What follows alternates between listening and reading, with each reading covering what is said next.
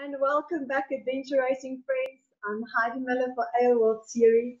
And today, as you can see, I'm speaking to a very, very special friend, the race director of XPD Australia. How are you, Craig? I'm great, thank you. Thanks for having me on here and having a chat. Yeah, awesome. Thank you for your time. So, friends at home, for those of you who don't know, Craig is not only the XPD race director, he is the ARWS series director of all the races in the world. So, Craig, that's awesome. Well, there's a lot there. My life definitely revolves around adventure racing. So between XPD, the World Series, other adventure racing events, it's non-stop adventure racing for sure. Non-stop. That, I mean, I can know how much one event takes for us. I can just imagine for you. Guys at home, Craig is with his wife, Louise Falk. They do it together. So it is a massive undertaking for the two of them.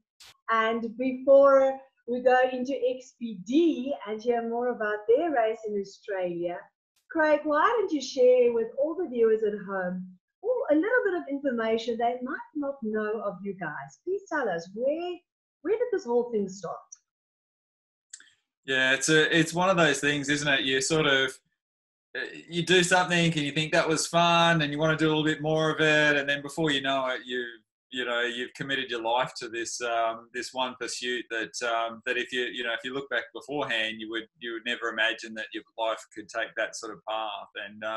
And yeah, you're right. Certainly, Louise and I have been on this journey together. So 18 years now we've been in adventure racing and organising adventure racing. Well, even a little bit longer. It was really the year and the year or the 2 years before that, we were actually racing some of the short races in Australia as participants or as athletes, and then when they stopped running, we were just sort of like looked at each other and, well, why don't we organise it?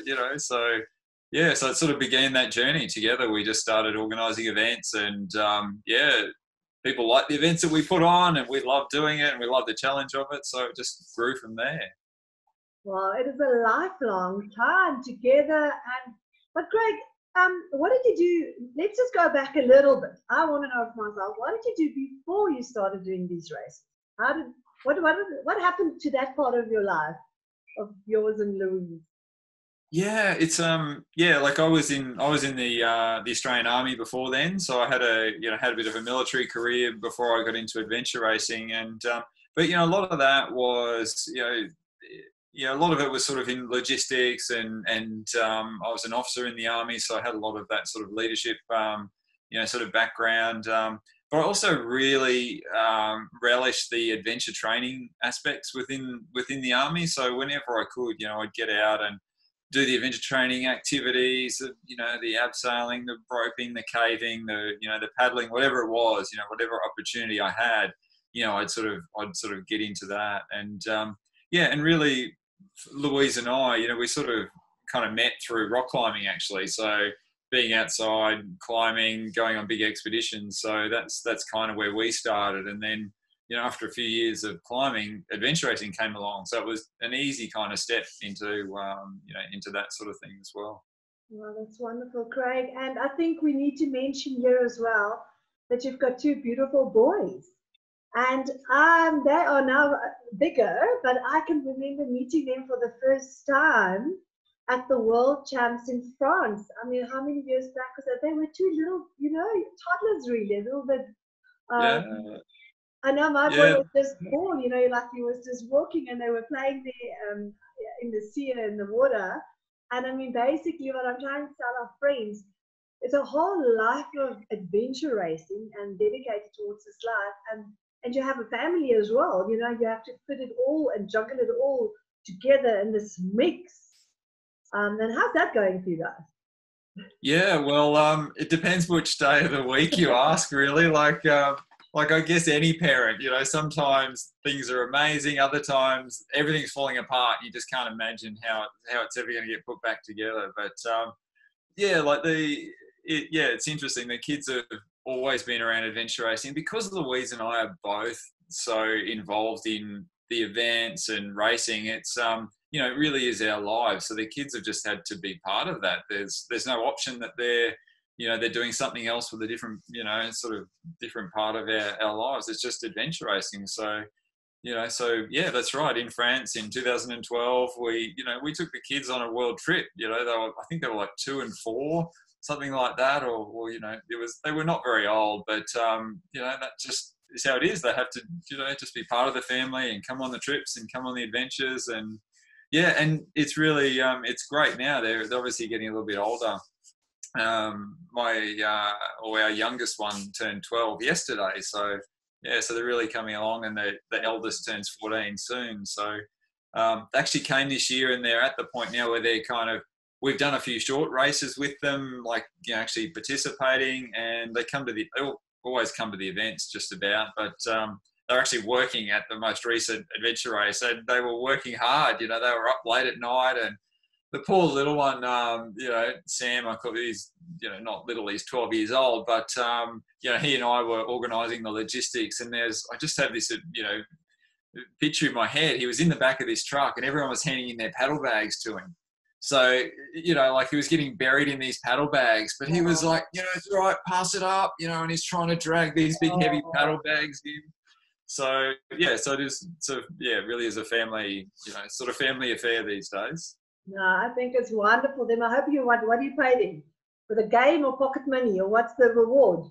Like, I will not share that publicly, but yeah, I might get in trouble for, you know, putting child workers or something like that. They get, with a hug. With a hug, Dad. Yeah, they get a little bit of pocket money, and, you know, they get fed, you know. Of course. And Craig, I think from most parents, I'm speaking now as a mother as myself, and most parents in the world, what is a better life you can give to your children? A life of outdoor and living, and also understand what you put in for it, and responsibilities and the hours. So, you know what, that is the reward which they might not now feel or know or get, but in the future life, I mean, it's just incredible. And obviously, I know for our own children, it's one of the wonderful best things I think I can give to them. So yeah, really, really, I do see they go around with you guys everywhere, and I've seen now that with your mountain bike race you were busy organizing in Tasmania. They look like, you know, pro mountain bikers. It was the amount of mountain biking you guys did in Tasmania. It looks incredible. You know, that's another event you guys are hosting for the future, which is now moved to next year. But your stage race, that also looks amazing. So for the children, just to have this life, it must be one of your highlights in your life.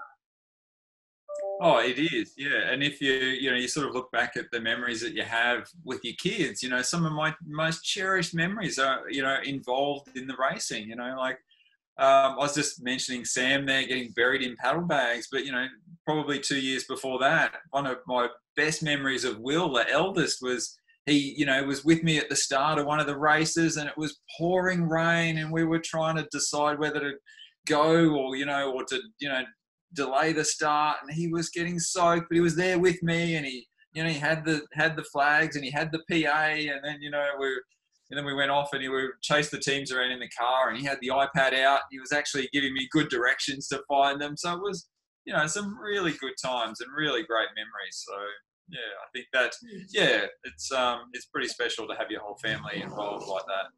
And I'm sure there's many more years to come. And as I grow older, you know, there will fulfill other roles. But yeah, Craig, that is incredible, and a great example for all of us there. You know, the other parents out there who's trying to have a life like this and juggle it, you know, with the children as well. Craig, on that note, I think, you know, we're just speaking about the incredible memories with the children, but you know what? You and Louise are doing this together. And there are, in the World Series races in the world, there are a few couples that obviously organizes races together. And amongst them, obviously, is myself and Stefan, you and Louise, Nancy and Pascal of France. You know, I'm talking about on a bigger scale, full time together. Yeah. obviously all the other race directors definitely got their support and you know, time, and also, you know, love from their wives, but towards the event. But I know from our side, you know, the challenges that arises as a couple. So, you know, for you and Louise, how do you find to juggle and find the balance in you know, doing this business together? And I think we all know how consuming it can.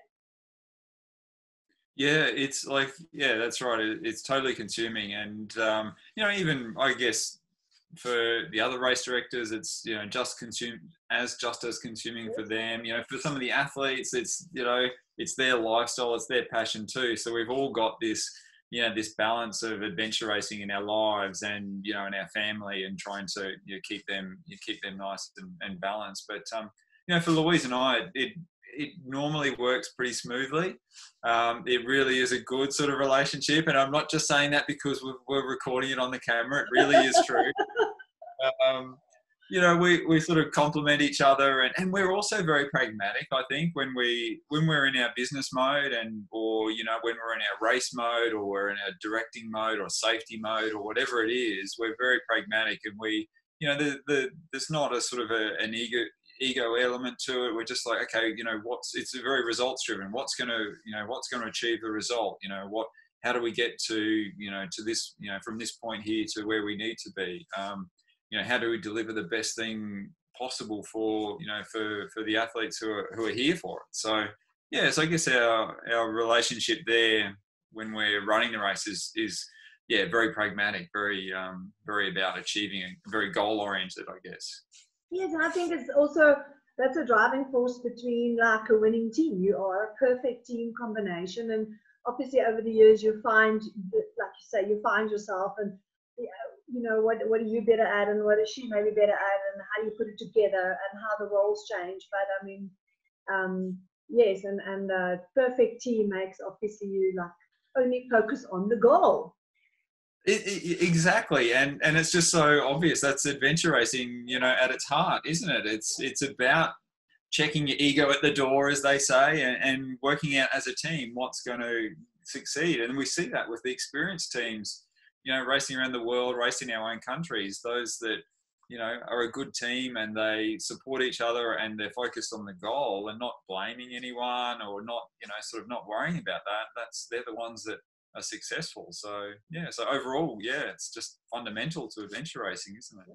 Well, that's wonderful. Again, a wonderful example for other race directors and partners and in adventure racing world, and off and away from adventure racing world. I think ultimately that is one of the key elements of a team, you know, like you say, you go out, focus on the goal, and let's just get the job done as best we can. Craig, you know, the wealth of experience, speaking to somebody with so many years in this industry, you know, you can never take that away from anybody. And for me is, you guys also hosted 2 world champs. So there's not many race directors in the world that can say that they've hosted 2 world championships. The children survived it, your marriage survived it, you guys are still here. I mean, a world champs is normally, for I think in any situation, you know, that's sort of like, it can be a breaking event for the business, or a, you know, an opportunity to make everything falls apart. So definitely, I know that you must have a million of highlights. So if you want to share 1 or 2 during the World Champs, just share a little bit of your personal highlights and things you remember in adventure racing. Yeah, it's like, it's so hard to think of, you know, sort of specific ones. But like, I mean, I know, like, looking back, the very first XPD we ran was an absolute kind of personal highlight, because it was the first one, and because it was back in 2004. So, you know, it's still very early days for expedition racing. It's certainly in Australia for XPD, it was the first one. So, you know, just that unknown, just not knowing if you would achieve the goal or not, was, you know, that sort of uncertainty was a, you know, it was a big highlight. It was a big thrill to actually, you know, to achieve the, you know, that sort of race. And then, you know, then when we come to the World Champs, it really is, the World Championships really is another level up. Like it just, and we do it to ourselves. The other race directors, I see them doing it all the time. It's like, they just take it to heart. They just want to put on the absolute best world-class event for everyone, so that, so you're trying to achieve that. So by this stage, we're running the World Championships in Tasmania, 2011. I mean, we knew we could run an expedition race. That was sort of given. We'd already done that multiple times, but it was now it was like, can we run it to the level of a world championship, to that international level, that next level? And so all the work, so the highlight probably is once you actually successfully host the race, so, and there are always challenges in the race and things like that, but so doing that was a highlight. I guess, again, we hosted the championship in 2016 in the Shoalhaven. So, so again, that was, and that was the biggest world championship race, and most teams, the biggest race we ever organised. So again, it had gone up a level, and like, oh, can we do it? It's just this knife edge of, so that sort of uncertainty is, is always a part of it. But I really, we were talking a while ago just about the finish line and the experience that teams have. And for me, one of the big highlights really is sitting on the finish line there. And it's for every team that I can get to, like I do have a couple of hours of sleep, each day, but and then when I'm not there, Louise jumps in to meet those teams and greet those teams. So, so just, having a chat to some of the teams that finished, getting their experience, seeing the people who have turned up year after year to the races, seeing the people who it's their very first, outing in adventure racing, and the big eyes that they have for racing as well. So all of that together is a highlight. I think by having the conversations with all the race directors, that is really one thing that, stood out, is that the effort you put in and the time it's spent to do the event, that's definitely the highlight, is to the achievement of having successfully getting in there and get teams and new teams on that finishing line and share those moments. And I think from team side, it's for them to reach that finishing line. But what they don't really understand, and what we're sharing with them now, is that from a race organizer side, sometimes we need actually more than they.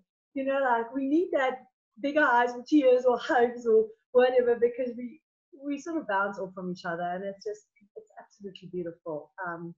Craig, I must say myself, I've been to your expo. We raced in XPD and Threadbow.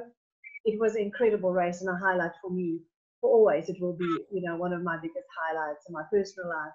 And we also had the opportunity to be at Shoalhaven at your World Champs, and that was also with that big group of races. There was great South African teams there as well, and it was really a fantastic, beautiful event. So hats off to you guys, and again, congratulations on years and years of dedication. But Craig, on the same highs, obviously, we all know that with adventure racing, it's when you race, it's that roller coaster, the extreme highs and the extreme lows, and you have to pull yourself together and work through those moments. Share with us one of the lows in years. Yeah, there's a couple that stand out, and I'll share. I've got one that's probably a little bit more emotional. I'll sort of share, but there's also another low that I think probably sticks with me. You have experiences that you just sort of, when someone asks you, sometimes you just go, yeah, that was a low point. And so I guess as I was saying, the finish line is something that I find quite, sort of important in the whole event, and it's incredibly tiring, and it's very draining, and everyone else has just been drained, and you've just had 3 days, 5 days, even 10 days when XPD was that long. But there was one team once that I missed, and I never no one was at the finish line to meet them, and it was just we're following. We had tracking, and the tracker kind of stopped, but it kind of in the back it was updated, like they were actually still an hour or two away. And no one was there for him. And so that was one of my big disappointments and low points, that this poor team, arrived and there was no one there to meet them. It was like 2 a.m. in the morning, of course. And, so I was close by, but, they stood around waiting, and I just feel so, to this day, I still feel so bad about, not being there for those guys. I guess one of the bigger challenges that we've sort of had to face, Louise and I, organising events, is that one of the early XPD races we ran, probably the third edition in the Whit Sundays, one of our friends was one of our staff members as well, was driving a truck to the race and had an accident and was killed in that accident. So that, to this day, that's still such a monumental sort of sadness that we've had organising the races. And John was sort of a part of the community, and he was a friend with a lot of the team. So so we got to the race, and we just had a whole bunch of people who were part of the community and the family, and were sad, and obviously we had to try and get the race going as well. So so that's probably a low point. Because one of the hardest things I've ever had to do is try and go through that experience of losing a friend, one of our staff members, and still trying to put on something so extreme as an adventure race, straight away. So I can just imagine. I mean, how do you sort of like I said, how do you sort of cope with that? Because 2 days, 3 days, your race will start. You're on your way there. He's got an accident. You need to sort of someone make a plan and be with the family, and go. I can really just imagine. And your most crucial, hectic, most busy time of a race is most probably 2-3 days before the time the race director busy putting out the points. And I mean, how did you actually cope with it all? How did you get your stuff to the race? What did you do? It was it just incredibly difficult. Like you're sort of busy. Like I think many race directors, by the time you get to the start line, it's almost a relief, because you're so stressed and there's so much work you're doing, the weeks, months, but in those days beforehand, once it's almost a relief. Once you give the course to the teams or you say go, you almost collapse. Sometimes we do. We almost just go and they leave the start line and you just collapse. So it was incredible. Like, it was the hardest thing I've had to deal with. The hardest thing I've had to go through. Louise and I, as together, had to try and sort of get through everything. Yeah. No, sure, Craig. That's a big one, and I really don't have something like that, for the future. But any other race director to deal with something like that, I mean, I don't even want to go there. But Craig, to leave that low note there, let's go straight into positive, great thoughts for next year. We all had a hectic 2020.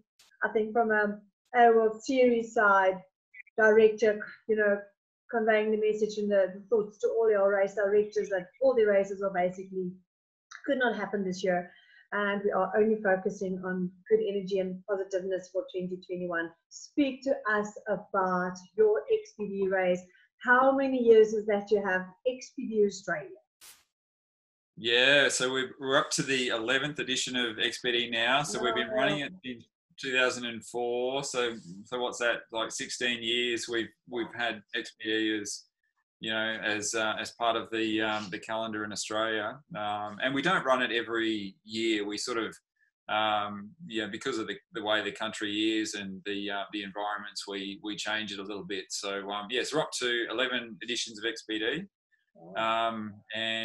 Actually the posters behind me, I did this this year. It's just because it's such a huge experience for everyone involved. I thought, okay, what I'll do is I'll go through and get photos from every XPD. So every 10 XPDs, put them all in this sort of collage, and I think I've got, no one's actually found that they're not on there yet, but I think I've got a photo of everyone that's ever been in the race somewhere in the collage. So so kind of excited about that. So so we're up to the 11th edition now, and that's up in North Queensland.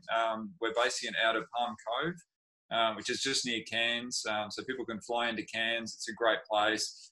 It's in July next year, so it's a good time of the year, for the local teams, the Australian teams, particularly the ones down south where it's winter. It's a perfect escape up north, and it's a bit warmer, and so it's a beautiful place to go and have a race. Wow, that sounds, I mean, obviously you've just seen hands on the brochures, you know. So for anybody, it should be a highlight in their life to go there. Craig, 11th editions, yeah, 16 years. It's quite a biggie. Tell us, is there a specific HQ, or is teams going to just book in town and stay anywhere and just meet up for registration and briefing? Tell us a little bit more. How does it work? The logistics of the event. Yeah, so it's one of those sorts of events where we have a headquarters at a hotel. So the Hotel Grand Chancellor in Palm Cove, just north of Cairns, is the headquarters. Okay. So we'll meet there.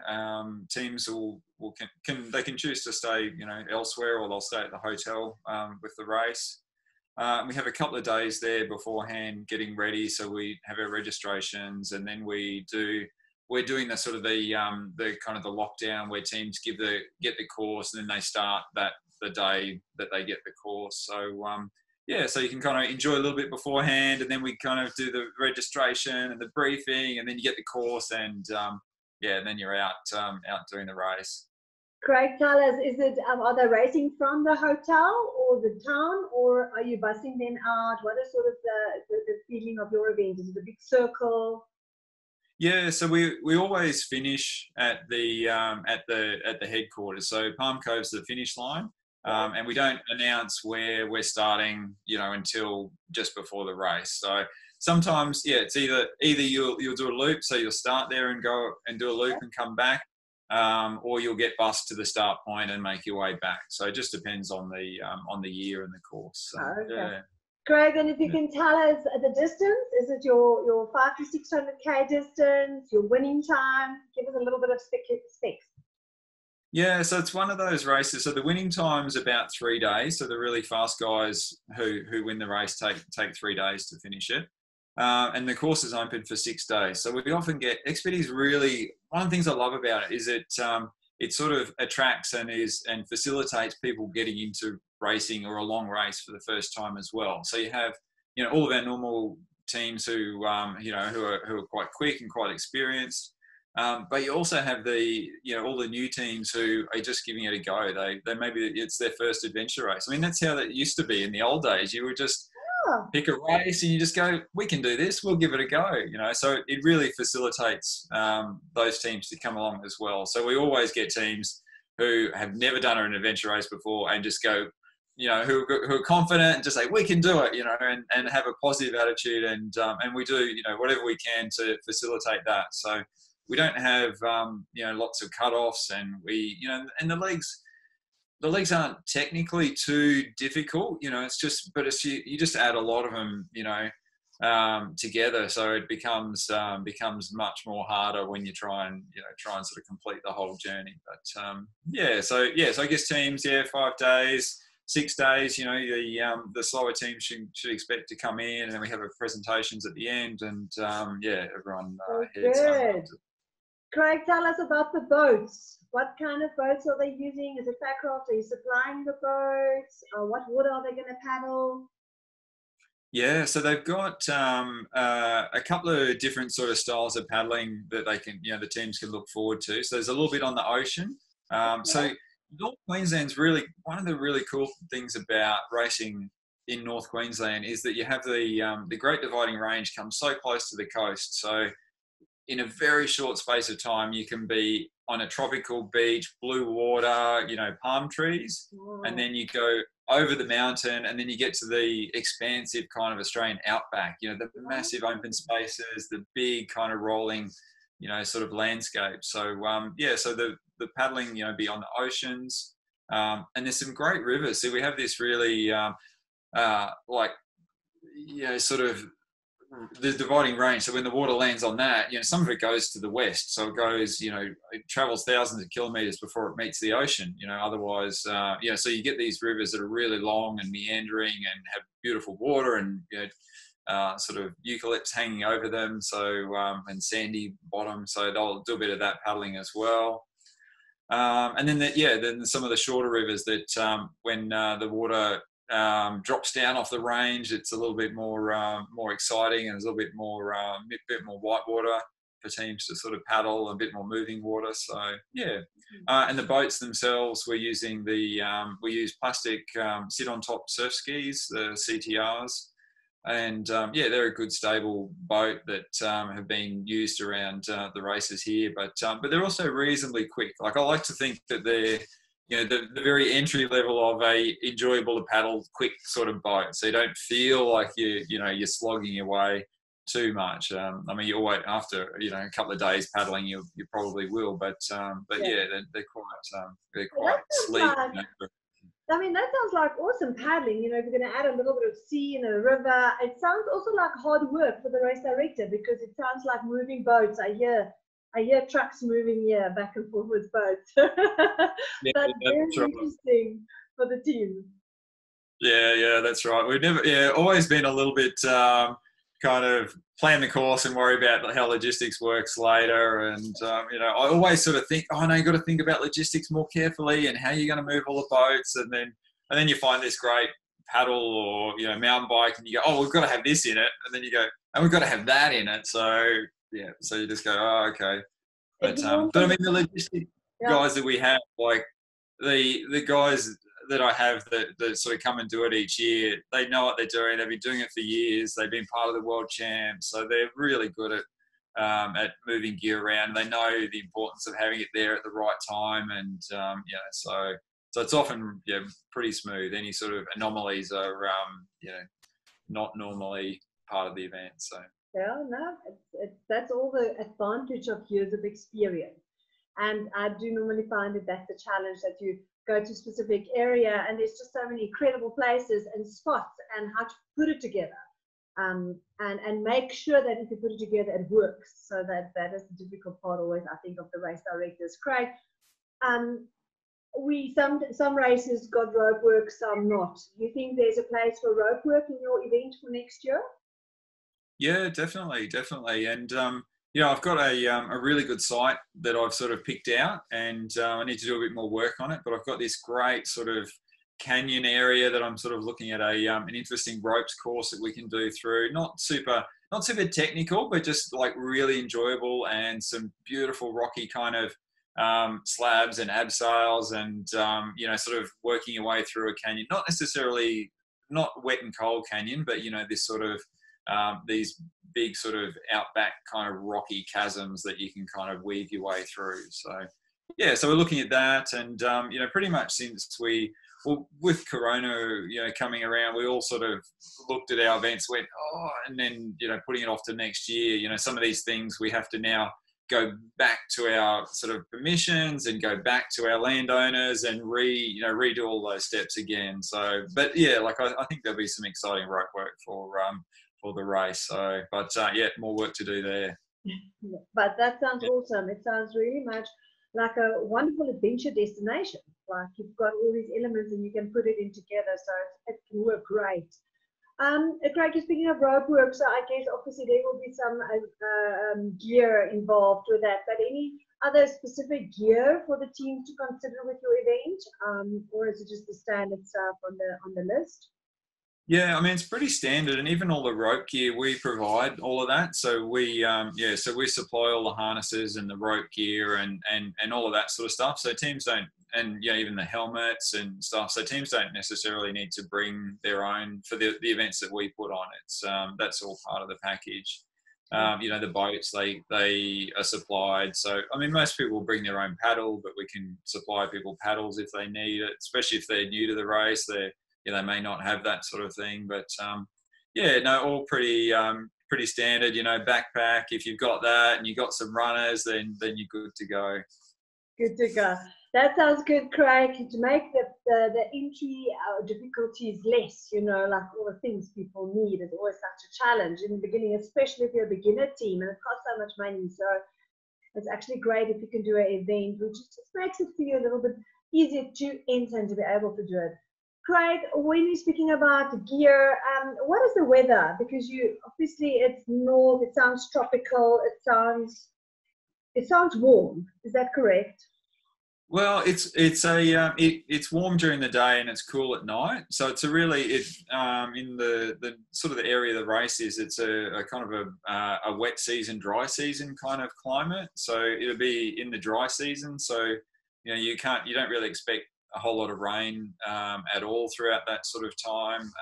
And then when you get over the sort of the divide and you get into the outback areas, beautiful during the day, but then being sort of that sort of deserty kind of area, it gets cool at night. So you just have to be prepared for sort of cool at night, and but shouldn't be overly hot. We're not expecting any sort of heat waves or anything to come through. Fingers crossed. But yeah, so like I actually think it's perfect racing temperatures. Yeah. So.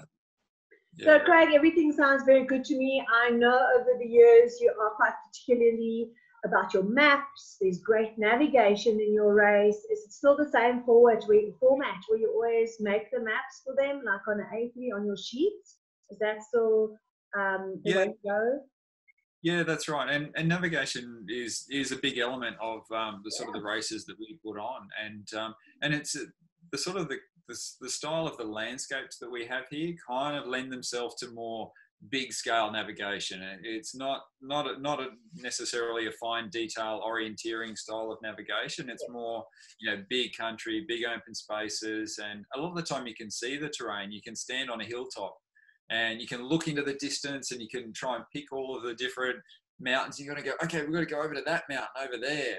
So it's a really expeditionary kind of feel that we try and develop. So so you have your maps and we provide all of those, and there's, they're waterproofed and they're pre-marked generally, or when you arrive at a checkpoint, you can just transfer over the actual location. So so it's pretty straightforward from that respect. And it just sort of the bigger kind of expedition legs are sort of the style of the race that we have. Yeah, no, that sounds wonderful to me. I can see it. I can see the turquoise waters. I can see the outback. I just want to know, will I see some of those kangaroos? Because I've been watching, that picture in the back is just drawing my eye the whole time to a kangaroo. I guess they're all over the show. Yeah, see lots of wildlife everywhere. Yeah, particularly on dusk and on dawn. So there'll be lots of kangaroos around, lots of wildlife. Okay, so guys, in my opinion, if you want to travel and you can travel, it sounds like a wonderful destination. As I just said, I can see blue waters, I can see palm trees. It's not too cold. I can see the outback. I will see wildlife. It just all sounds like a perfect destination for adventure race for your 11th edition, Craig. I know it's going to be super. I mean, we don't need to worry about that. We need now all the Australian teams, the guys who want to try it out. Of course, this is perfect for them to come and escape their cold temperatures and join you guys in the beautiful, Australian Cairns area. So yeah, Craig, it sounds awesome and exciting, and also good luck by going back, just to, look at the route again and the permissions and the admin side, behind the scenes, which needs to be done again for next year. Yeah. No, thank you for that. I think it'll be be quite a good race. It's one of the, like as you said, like we've been doing it for quite a long time, so you kind of get this sort of you feel for what's important, and you feel for what teams really enjoy and what's going to be a great experience for them, and that sort of thing. So and certainly the exploration kind of a feel is very important to us. And and in fact we've sort of used the area that we're going to was one of the areas where there was an early gold rush. So we had a lot of explorers or travelers come to the area and travel out sort of looking for gold. So probably that just that sort of theme of exploration and sort of going to a new area and experiencing something new is kind of sort of underpinning the race, and we're just trying to use that that inspiration to explore the area and put on a good event for everyone. So I'm sure people can get to the website and see it all and get the information. But it's a good race for. We've got so many teams who race year after year here, so we've got so many regulars, and in fact, I've got our goldfish team has been to every XPD we've run, and our Wow. muppets team have been to all but one of the races that we've run. So, we've got this great group of regulars, but then we've also got this, whole bunch of new people who just sort of see XPD and go, yeah, this is amazing. This is a life-changing experience, and I want to be part of it. I want to be part of that group. So, yeah. So I think Craig, speaking of that family you have there in Australia, if there's people who would like to come and volunteer and be part of your event, that maybe they don't have a team or they want to travel, there obviously is a possibility for volunteers to come and help you guys. Oh, absolutely. Love to have any volunteers who want to come along. That would be great. Whatever your skills or whatever you want to do, we'll try and match you up to whatever you want to be part of. The volunteers that do sort of come, and we actually get a lot who really enjoy going out and camping and manning the transitions, because the transitions are often in some spectacular places, and it's just the sort of place that you just want to set up for a few days or however, and you just set up your camp and you man the transition there and you run it and you watch all the teams come through and enjoy yourself while you're there. So definitely love to have any volunteers that want to be part of it. They have just as good a time as well, I think. Oh guys, I can tell you from my own experience, we've done the race in Greco some years ago. It was fantastic. We were again in Australia with the Shoalhaven event. It was again a fantastic destination. Transitions are great. I can see the volunteers staying in those transitions with their camper vans. I remember that. That's awesome. I mean, they're such a big part of an event, to help you put it together. Surely you as race director, you cannot be everywhere. I mean, it's impossible. And you need this group of people who can help and support you in the event. So guys, if you want to be part of XPD, you know where to find Craig and support their race next year to have an excellent 11th edition. Craig, on that note, before we close off, I think if there are any last words you would like to say to all the other races in the world, and is there any just your last thoughts before I say goodbye? Yeah, I think right now is the time when, as a sort of a community, as a family of adventure racers, that we can really sort of pull together and use the support of each other and, start thinking about our events next year. And, hopefully we get to a point where we can start to travel again and race again, even if it's only local, even if we're only going to our local race and we're supporting that race, being part of it. I think that, it's a really great community to be involved in. One of the things I really find amazing about adventure racing is such a welcoming community, and I haven't seen that in a lot of other places. Just having people turn up and be welcomed, from the old crew who are there, race after race, to the people who are just becoming part of the family. So yeah, get out there and enjoy it. Support your racers, support your race directors, support the community, and let's all start thinking about some more positive things to look forward to. Thanks, Craig. So we're going to close off on that note and say we believe adventure racing is most probably the best family out there, and we're amazing communities, everybody all around the world supporting each other. So if you want to be that beginner with big eyes when you do your first event and reach the finishing line, or if you are an all-time racer and you've been doing it forever, support the races, go and do XPD Australia, and God bless Craig. All the best for you and Louise, and just do a wonderful 2021 for everyone. Yeah, thanks very much for chatting, Heidi. Appreciate it. Pleasure, Craig. Keep well.